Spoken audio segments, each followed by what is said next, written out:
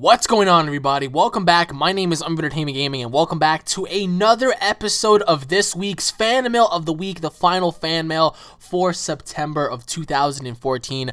I don't know if it's just me, but time is just going by really fast. I'm actually quite happy that September is over and done with because one of my favorite months of the year is coming up, October, of course. And in October, we're going to be having a shit ton of games come out. We have Assassin's Creed Unity, The Evil Within, WWE 2K15, along with the premiere of the new Walking Dead Season 5. We're going to be having the entire 30 Days of Halloween special. We're going to be having a whole bunch of stuff. The Treehouse of Horror special. So many great things in October. For me, quite frankly, I cannot wait. So before we begin, everybody, I just want to let you know a few things. Number one, I changed my fan mail format. If you want to send me any forms of fan mail, just comment in the comment section below with your questions, and I will be sure to answer them in fan mail. Number two, since October is coming up, try to send me as much Halloween fan mail as possible. I want to answer some really crazy Halloween questions, just as I did last year. So, and also one more thing, everybody, before we begin, if you guys are fans, if you guys haven't already done so, please go on ahead and subscribe and check out my second channel at UnrealEnt Network. The link will be in the description below. On that channel, guys, you will find a whole bunch of stuff that you guys won't find on here, including some gameplay commentaries along with other things that don't include commentary, with like Outlast and The Forest and stuff like that. Just games that'll really freak you out, along with Dragon Ball Z games and whatnot. So a lot of things to look forward to right there. So where the hell's my phone? I know I put my fucking phone, so I can hear it, but I can't see it. Damn it! Did I just lose my phone? Son of a bitch. Anyways, everybody, let's begin with our first question of the week, which is from Game Time X. Hey, Alex, it's David again. I just wanted to say thank you so much for answering my questions. You are the best on YouTube, period. Thank you, man. Nobody better, literally, because of all the stuff you give back to the people that support you. Anyways, on to my questions. Thank you, man. Question one. You said that Silent Hills is going to be the next big survival horror game, and I believe you, because based on your walkthrough and review on it, but what makes Silent Hills different? Okay. Question two. So Halloween is coming up this year. I would hope so. What are you looking forward to and watching for the 30 days of Halloween? For me, it's 30 Days of Night and Halloween. Question three. Do you think that a Super Saiyan 3 Vegeta would be enough to combat Baby Janemba? Question four. What is your favorite Halloween movie of the modern era? Very good question, actually. All right. To answer your first question, PT, Silent Hills. Now, many of you guys have seen me play Silent Hills before, and it was just... the game is awesome. The game is really, really awesome. And the reason why I feel as if it's going to be different is because it's definitely going to bring back the AAA horror of, the good old classic games that we've been playing since we were kids. This game felt like I was in a Paranormal Activity environment. I felt as if the presence of demonic entities were all around me. Of course, the backstory to Silent Hills is so far, based on the playable teaser, of course, was the fact that there was a father who murdered his family and whatnot. And one of the demons that was chasing you was a demon by the name of Lisa.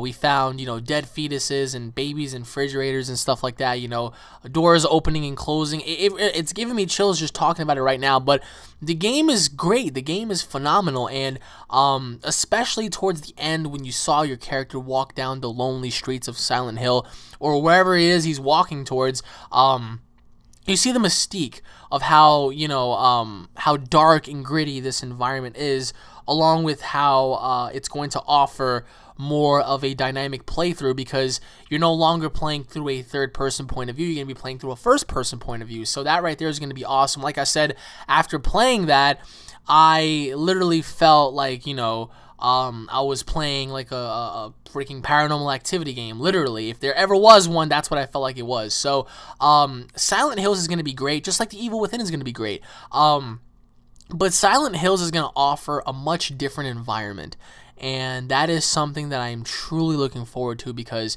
if they actually make this game correctly, and the makers of this game are Del Toro from Pacific Rim and Kojima from Metal Gear Solid, if they make this game correct, then this game is going to be one of the best survival horror games of our modern generation. So, to answer your second question, that is a very good question. I love 30 Days of Night. That will be definitely something I'll be watching for the 30 Days of Halloween special. Um, Halloween, Michael Myers. Yes, I will be watching Halloween 1, 2, 4, 7, 8, and 9, I believe. I mean, I would go back and watch the Rob Zombie version, but let's all face it, they suck. Dawn of the Dead, the remake. I'm definitely going to watch that. I'm definitely going to watch Trick or Treat. Guys, Trick or Treat, go watch that movie. You have to watch that movie for the 30 Days of Halloween special. Trick or Treat is absolutely amazing. They're making a second film, so I'm definitely going to go on ahead and watch Trick or Treat. I'm going to go on ahead and watch Paranormal Activity 1, 2, 3, and the Mark ones. I hate 4, so I don't really care for it, but I'm definitely going to watch that. I'm definitely going to watch Grave Encounters 1 and 2. I'm going to go on ahead and try to see if I can watch, what was that one movie with the, damn, I'm trying to remember. Jesus Christ. Friday the 13th, that's what I was getting at. I was like, what's the guy with the freaking mask again? I was just about to say Michael Myers, but I was like, wait a minute. We already have Michael down. So, yeah, I mean, Halloween this year is going to be amazing. Hopefully, me and my friends are going to get something going for Halloween this year. Probably going to go around trick-or-treating or something. If you guys want to see that, let me know in the comment section below. But yeah, I mean, this year is going to be fantastic. I mean, literally, it's going to be chock full with some awesome movies. So for me, for the 30 Days of a Halloween special, those would be the movies I would have to say I'll watch. Along with The Conjuring. The Conjuring is definitely another film I'm going to watch. Insidious 2. I've never seen Sinister, so I'm going to give that a try. Before I watch it, let me know in the comment section below if it's worth watching or not. But yeah, those would be the movies that I would see, honestly. So, to answer your third question, Super Saiyan 3 Vegito against Baby Janemba. Baby Janemba would be very powerful. Baby Janemba would be very, very, very powerful. Then as opposed to Super Saiyan 3 Vegito as well, he would be... Woo, he would be extremely strong as well. But that is a very hard battle to call. Damn, I really don't know. I honestly don't know. I would have to say Super Saiyan 3 Vegito if he goes all out and does not toy around. But then again, Baby Janemba, having the power of Baby and Janemba, and just possibly having to transform even further, just like, you know, Baby transformed Vegeta several times, it would be a sluggish fight. But if Super Saiyan 3 Vegito were to go all out and possibly utilize the final Kamehameha, or possibly even get a Spirit Bomb going, then yeah, I could see him winning. But Baby Janemba, I can definitely see him being ruthless, being more of an aggressive character towards Vegito. I can definitely see Baby Janemba beating down Vegito, probably cutting him up with that sword and stuff. So it would be such a great thing to see. But honestly, I really don't know. If Vegito took it serious, then I would say Vegito. But if he did not take it serious, then I would have to say Baby Janemba. Because Baby Janemba just, he has that representation of being such a force to be reckoned with, you know?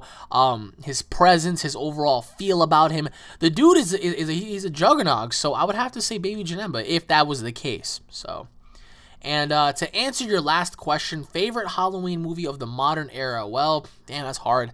I would have to say The Conjuring, because the Conjuring did offer a sense of realism behind it. It's the fact that you're a family, you can be having a family living in a house, and these strange things could be happening within the house. Another modern day flick I think we can all agree on is Paranormal Activity, even though some of the movies aren't as good as you would think they are.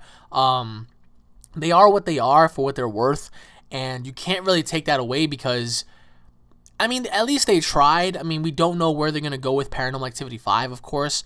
But they're trying, you know what I mean? And compared to everything else, I mean, we don't have Saw. I mean, we don't really have that many horror movies, to be honest. What, Deliver Us from Evil, some Exorcist films. I mean, they're starting to get really old, even for me, and I'm a huge horror fan. So, what I think they ought to do is just revamp some of these things and just take it in a whole different direction, you know, make it different, and utilize what they have before they lose it, because horror films today, they aren't as good because they're placed in predicaments where people are just expecting certain things. And for me, my favorite Halloween movie of all time, or movies, should I say, would be 30 Days of Night, John Carpenter's original Halloween, you know, Trick or Treat and stuff like that. You know, those movies are symbolic and they're awesome.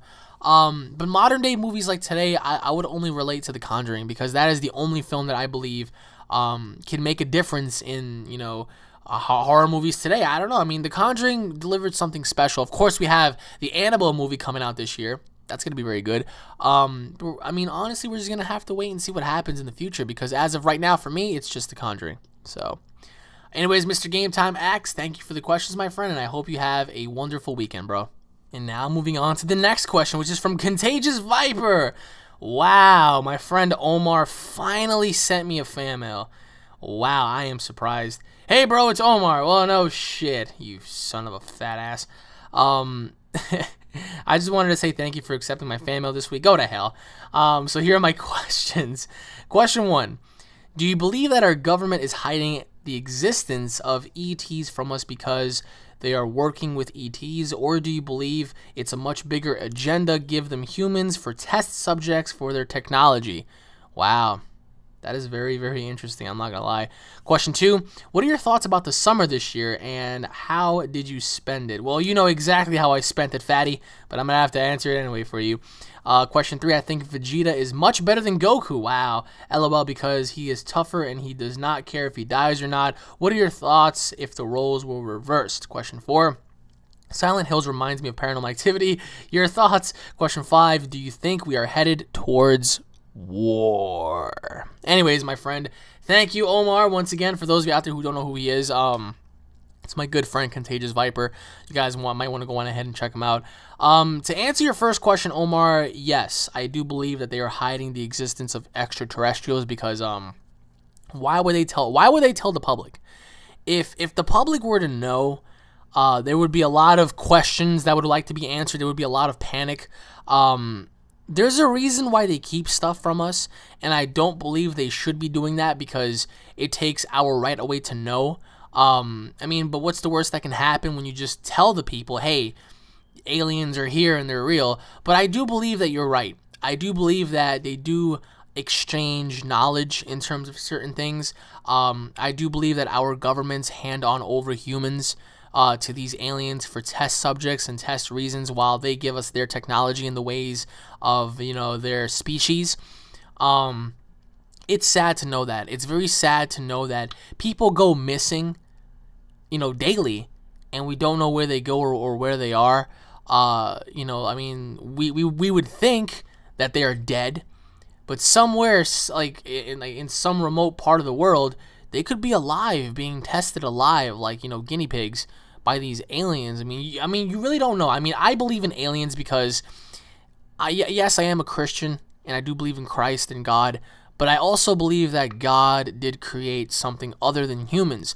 It's very hard to conceive the fact that we are the only freaking people, or the only species in the entire solar system that just dwells.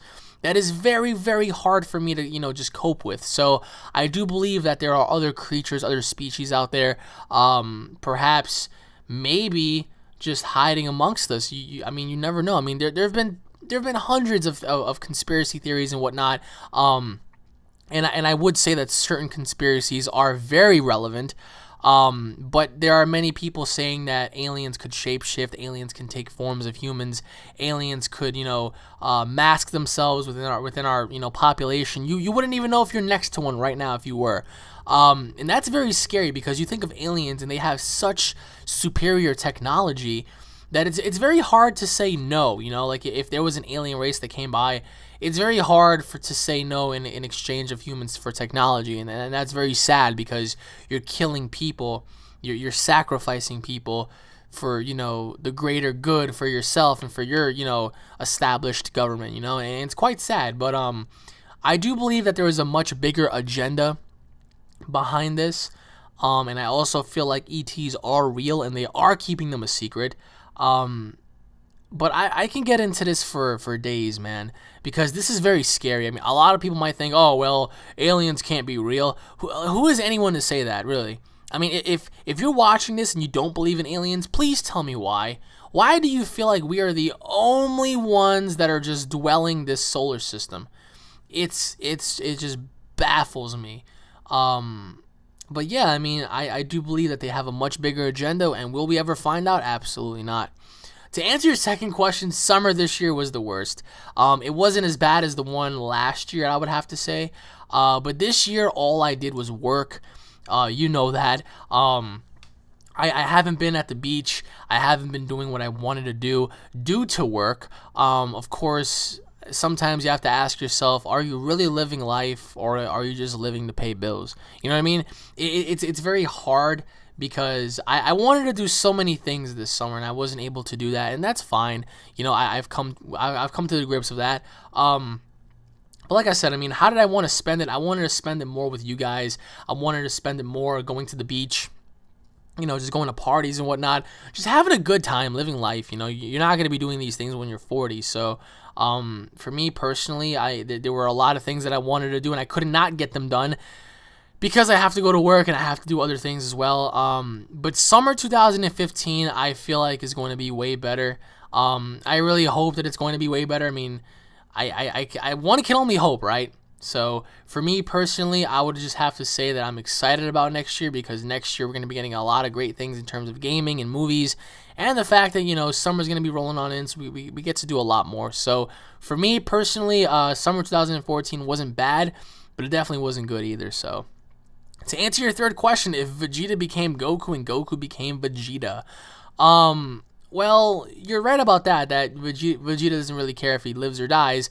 But then again, you're also missing out on Goku's standpoint. Goku does not care if he lives or dies either. He's actually going to die defending his honor and his people. So I love them both to death. If the roles were reversed, it would be funny to see Vegeta be the good guy and Goku be the bad guy. But I don't know. I mean, just thinking about that question is kind of weird, because it's just like, can you imagine like Vegeta right now with his little freaking orange and blue clothing, and Goku with his Saiyan armor just complaining all the time? You know, it would be quite funny to see. But I don't think it would have been. I don't think it would have been as good as the one it is now. You know, Goku being the good guy and Vegeta being the bad guy. So I mean, I don't know. If the roles were reversed, it'd be funny. But as of right now, I do believe Goku is just a little better, just because of what he emits from his soul. But like I said, I mean, all credit to Vegeta, because Vegeta is a character that we can all relate to, bar none. So to answer your fourth question, I just said that it reminded me of Paranormal Activity. And yes, Silent Hill does remind me a lot of Paranormal Activity, because the game just offers a different feel. You know, like the graphics are amazing. The textures are beautiful. Like the atmosphere is dark and gritty. I mean, what more do you want from a game, you know, like that? You know, it's gonna be promising, I'll tell you that much. Now, we don't know the release date. It might be next year, it might be 2016. But whatever year it's gonna drop, it's gonna be the best horror game of that time. So, and to answer your final question, do I believe that we're headed towards war? Yes, and that is not a good vibe. With everything happening in the world, the new terrorism group called ISIS, which I believe is being funded by governments, but I'm just going to keep my mouth shut on that. We have ISIS killing people. We have, you know, all of the turmoil happening in the Middle East. We have Russia on the verge of war. We have China, who's getting real fed up with the United States in terms of currency and debt and whatnot. We have, you know, South Africa. We have Africa going into turmoil with, you know, all of the militias and whatnot, all of the state governments, you know, just killing each other and what. It's crazy. It's absolutely insane. I mean, I would hope that none of us ever get in a situation where a third world war breaks out. But do I believe it's imminent? Sad to say, but yes, I do. And if that ever happens, God forbid it does, I'll pray for everybody, because we're not going to be walking out of World War III the same way. We're going to be shadows of our former selves. So, anyways, Mr. Contagious Viper, thank you for the questions, man, and I hope you have a great weekend, bro. And now moving on to the next question, which is from David. Hey, Alex, how you been, man? I'm doing okay. How are you? This is my first time asking you some questions, so if I'm lucky enough, this will be your fan mail episode. Thank you, man. Here we go. Question number 1. Who do you think would win between Godzilla 2014 and Slattern from Pacific Rim? Question 2. What are your thoughts on how Super Saiyan God looks? It is a cool design, or is it a ripoff of Kaioken? Question 3.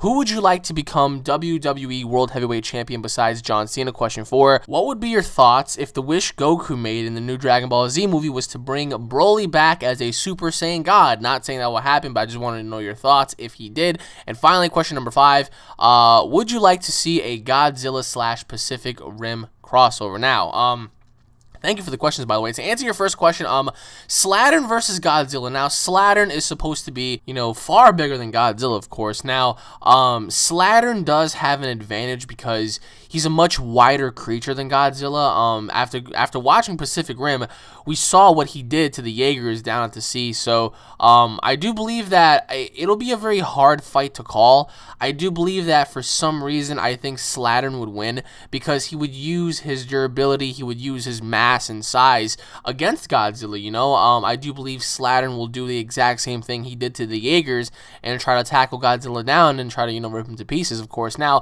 Godzilla also does have an advantage because he has the atomic breath. He does have incredible feats of strength. He does have regeneration. So, to be really honest, I do believe Slattern might win by a hair. It'll be a very down and nasty fight, but in the end, there's something about Slattern that would scream victory over Godzilla. I mean, not to mention that he has, deadly toxins within his body and whatnot, so Slattern does hold an advantage, although I can see them fighting on land and then possibly taking it into the sea. It would be awesome to see, but honestly, I would have to say Slattern for this one. To answer your second question, I made a video on my second channel, UnrealEnt Network, pretty much talking about this, but Super Saiyan God, to me, it doesn't seem appealing. It just seems like a very slim and just, half-assed form of what a god should look like, You envision a god, he shouldn't be slim and just color-coded with red just like Kaioken and anything else. I mean, he should be different, Super Saiyan God to me should be a mystique form, something that should just only occur very, very, very, very, very, very rarely. And when I first saw Goku transform, I couldn't believe it. I was like, this can't be the form. This cannot be Super Saiyan God because it just does not look appealing. It does not look like it's up to par with what fans would want to see. Of course, having the red eyes and the red aura doesn't really bother me, but why should he revert back to his regular hair, having it, color-coded red, and having his muscles, slimmed down? I mean, in the Battle of Gods movie, they even, said it perfectly clear. I mean, Oolong and Master Roshi and everybody was like, whoa, he doesn't really look like he changed. He just has red hair, and he's slimmed down a lot, like, what's the deal with that? So, I really hope that one day Akira Toriyama redesigns the actual form, and probably makes Goku or Vegeta or both ascend past their previous Super Saiyan God level into an ascended Super Saiyan God, perhaps a form that is just beastly looking. I mean, I know Akira Toriyama did not want to go with the old, Super Saiyan 4 look, all jacked up, beefed up with hair and whatnot. I understand that, but by doing it the way he did it, I don't believe it just looks credible, to be honest. I mean, I don't see it as anything special. When Beerus came around, Beerus was like, oh, okay, this is Super Saiyan God, alright, well, let's fight. In my personal opinion, I do believe it's a ripoff of Kaioken, because Kaioken is the exact same thing. I mean, so where does that put Kaioken? I mean, is it relevant anymore? I mean, we don't even know. So, for me, I think it should be an overall new design. Bigger hair, bigger muscles, just overall different features about him that makes him into a god, So, but as for the standard Super Saiyan God, I'm not digging it, to be honest. I never did. To answer your third question, WWE World Heavyweight Champion, I do believe Bray Wyatt deserves it besides John Cena. I really, really did not like the fact that Brock Lesnar beat John Cena, but it is what it is, you know what I mean? Like, you can't really call that. It was pretty much a okay match. I mean, Lesnar was superplexing and freaking German suplexing Cena all around the ring and whatnot. It is what it is, but for me, I would love to see Bray Wyatt as WWE World Heavyweight Champion. I would love to see for some reason Seth Rollins cash it in and finally become WWE World Heavyweight Champion. But aside from those two, nobody else really catches my eye. Bray Wyatt deserves to be WWE World Heavyweight Champion because his character is just very mystique. His overall ring presence is amazing. Also, I think Cesaro deserves it too, because Cesaro is a very hard worker, and his incredible feats of strength speak for itself. So I think those three would be my pick. To answer your fourth question, I really doubt Broly would ever come back. First of all, why would Goku even wish back Broly to begin with? If he made Broly a god, that would be the worst mistake he would ever do, because what would be the point of bringing back a psychopath who is very, very dangerous to the, entire galaxy and the solar system? Why would you bring him back as a god? That's even worse. Like now you're pretty much asking to like just have everything be annihilated. You know what I mean? Like that right there makes no sense. I don't think it'll ever happen. And personally, I would not want it to happen. I want it to be someone different, a new character. If Goku were to ever bring back a villain, I think it should be either Frieza or probably Babidi, just to see like, hey, when you guys were out and about doing your thing in the universe, did you ever hear about Beerus? Give me some information on how I can just go about this guy and whatnot. So I can definitely see Goku bringing back Frieza and asking Frieza a bunch of questions. Now, Frieza may not be too fond of Goku, but at least he'll listen, because he'll just get slaughtered again, But as for Broly, I don't think Broly would fit, honestly. As much as I love Broly to death, having a Super Saiyan God Broly to me would not make any sense.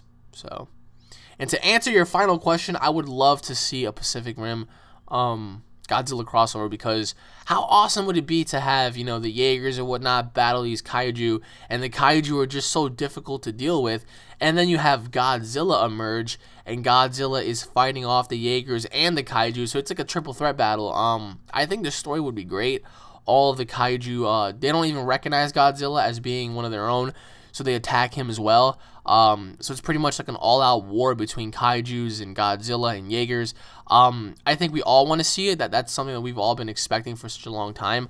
But I mean, if that were to ever to happen, I think it'll be after Godzilla 2 / Pacific Rim 2 come out in 2016, 2017. I mean, it'll be a great idea, because monster films are starting to finally come back. And no, I mean, a lot of people might say, oh, what about a Godzilla, Cloverfield crossover or something? Some movies would not make sense, but this movie would make perfect sense, given the fact that you have the atmosphere, you have the characters, you have the mystique, so why not go with it, So, anyways, Mr. David, thank you for the question, my friend. I hope you have a wonderful day, bro. Now, moving on to the next question, which is from Corey. Hey, Alex, how's your day, man? I am very hungry. That has just been my thoughts throughout the entire day. Was what the hell am I going to eat? I am so freaking hungry. This is surprisingly my first time asking you questions for fan mail since I've been watching your videos for about 2 years now. Wow, man, thank you. You have epic content. Thank you once again. On to the questions. Question number 1, do you think the Xenoverse data test will be successful? And if you do you think North America will get the same data test, but with better features? Question 2, are you going to try to do the data test? Question 3, do you think we could do a 1v1 in any DBZ game? I like wrecking YouTubers. Oh, okay, so you're challenging me, eh? Well, many have come, many have gone. I have destroyed many with spirit bombs. You will be the next. Question 4, what range of what-if characters do you think the Xenoverse will have? Question 5, do you play Call of Duty? If you do, how do you feel about Advanced Warfare? Wow. I mean, if you've been watching my videos, you already know I love Call of Duty, so I'm going to answer that. Question 6, why do you think that Broly isn't considered a part of the storyline with the general fan base? And finally, if there existed a parallel universe, where would all the villains from the main timeline where good and evil Goku exist and kind of went to the same path like Goku did, who would be more powerful? Do you think they could ever fuse? I would name it True Goku or something. Oh, okay, I see where you're coming from. Thanks for the time for answering my questions, and I hope you have a great day and weekend. P.S. That Goku will be really overpowered now that you think about it. Oh, hell yeah. 2 Gokus fused? That's insane power. PSS, all I did for this summer was sleep and hyperventilate over Pokemon news. PSSSS, oh, hell, Planet Vegeta, yes. The mighty planet in which our mighty heroes have come from. Now, to answer your first question, the actual data test. Now, I've been hearing about it. They're testing the game right now in Japan and whatnot. They've been testing the PlayStation 3 version. They've been testing a whole bunch of stuff. Now, do I think it'll come to North America? Probably not. I can see them testing the game first in Japan. They ought to just test the game to see where all the bugs lie, and just correcting those as soon as possible. Now, like I said, I believe Xenoverse will be out by next year. There's no way we're getting it this year. That is a fact. So probably during the March/April months, I think we're gonna be getting the game. But as for the data tests, I really hope that they beta test the game to its fullest extent before they release it, because I would like to play the perfect Dragon Ball Z game.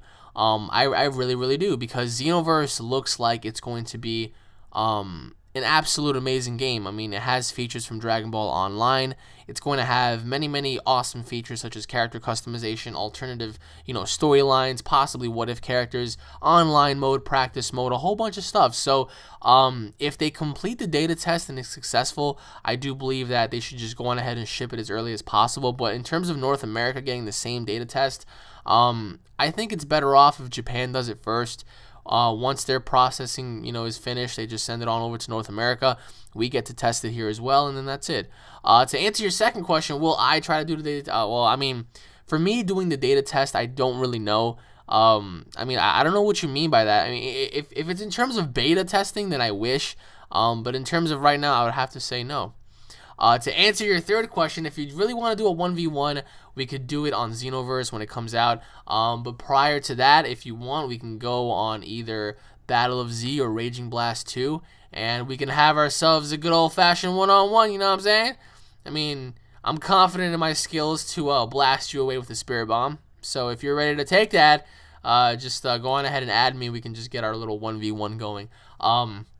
I battled other subscribers before. I won many. I lost many. As long as we all have fun, I don't care. So if you really want to battle, I would suggest for you to wait until Xenoverse. But if you're really itching for a fight, either Raging Blast 2 or Battle of Z, you call it and we'll do it. To answer your fourth question, what range of what-if characters? Now, I really don't know for that matter, to be honest. I would really like to see Baby Janemba, Super Boo Broly absorbed. I would love to see Cell and Frieza fused. What else? Probably a Super Saiyan 3 Gogeta, Super Saiyan 3 Vegito. I would love to see a fusion of Gohan and Future Trunks. I would love to see Super Boo Janemba absorbed, Super Boo Vegito absorbed. I would love to see perhaps maybe a Super Saiyan God Vegeta, Super Saiyan God Gohan, and stuff like that. So, I mean, those characters, I mean, they sound way too far-fetched, but in the end, I do believe that they deserve their runs of glory, I guess, because it's very ironic how they have these characters in video games like Heroes, but they don't have them on, like, the mainstream platforms, like, the only what-if characters we ever had was Super Saiyan 3 Broly and Super Saiyan 3 Vegeta. That was it. Bring those characters back too. Bring back Super Saiyan 3 Trunks for that matter. That would be awesome too. So I don't see why not. But in terms of like the what if characters, they really ought to add some, because there's gonna be a whole bunch of quote unquote what if characters with your own characters being on the roster. So if they want to increase sales, I really do think they ought to just include what if characters. They have to. I mean, why not? Dimps is making the game, and I'm pretty confident in Dimps' ability. So if they want to make the perfect Dragon Ball Z game, add some what-if characters, damn it. To answer your fifth question, how do I feel about Advanced Warfare? Now, I answered this many times before. Advanced Warfare is going to be really good. This is like one of the first Call of Duty games that I've been looking forward to in a long time. I think it's going to be genuinely great. Of course, it's going to have a lot of competition. Battlefield Hardline, the Halo Master Chief Collection, Destiny, Evil Within.